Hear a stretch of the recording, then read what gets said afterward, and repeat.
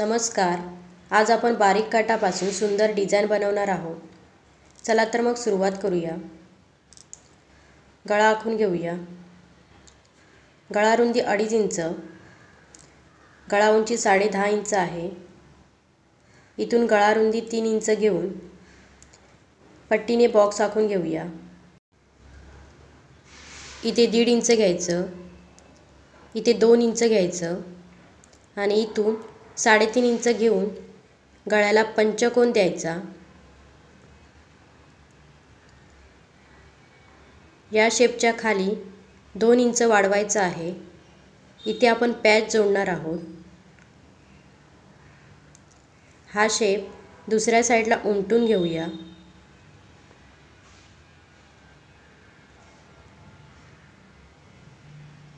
अशा प्रकारे चॉकने डार्क करून घेऊया आणि मग कडेने 1/2 इंच शिलाईचं आखून घ्यायचं.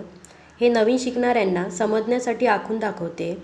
तुम्ही न आखता डायरेक्ट शेपच्या बाहेर 1/2 इंचावर शिलाई देऊ शकता, त्यामुळे शोल्डर परफेक्ट येतील.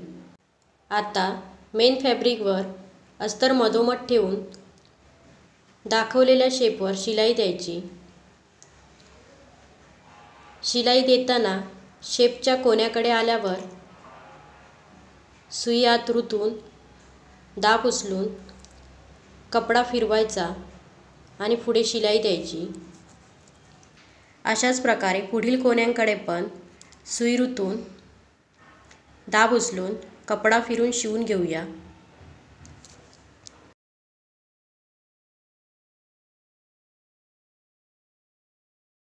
शिलाई दिल्यानंतर शेप कट करून घेऊया. हा भाग पण आपण कट करून घेऊया.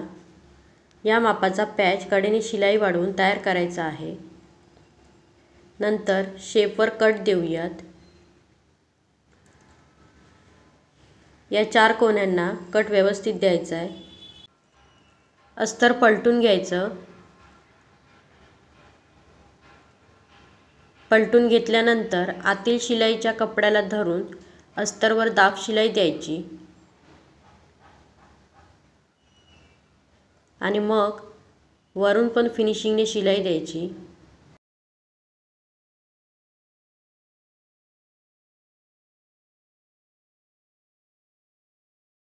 अशा प्रकारे आपला मागील गळा दिसेल. पॅच तयार करूया. अस्तर डबल फोल्ड करून हा भाग त्यावर ठेवून बंद बाजू सोडून सर्व बाजूने 1 इंच वाढवायचं. कट करून घेऊया. इथपर्यंत आपला पॅच येईल. शिवून घेऊया. त्यानंतर प्लेन कपड्याची एक फोल्ड करून अशी पट्टी तयार करायची.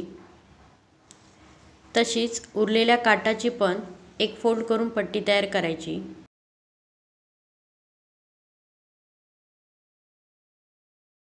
नंतर पॅचच्या मापाच्या दोन्ही पट्ट्या कट करून घ्यायच्या.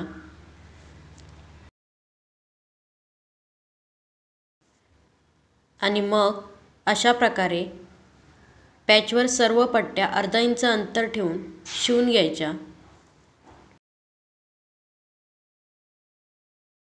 कडेने पण शिलाई द्यायची. अशा प्रकारे आपला पॅच तयार होईल. तयार केलेला पॅच इथे जोडायचा. पिनअप करून शिवून घेऊया.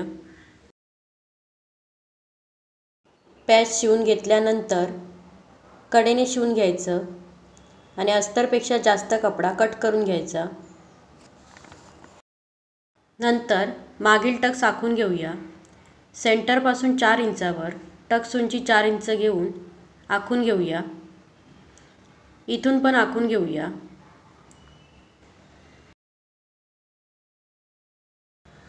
आणि मग शिवून घेऊया.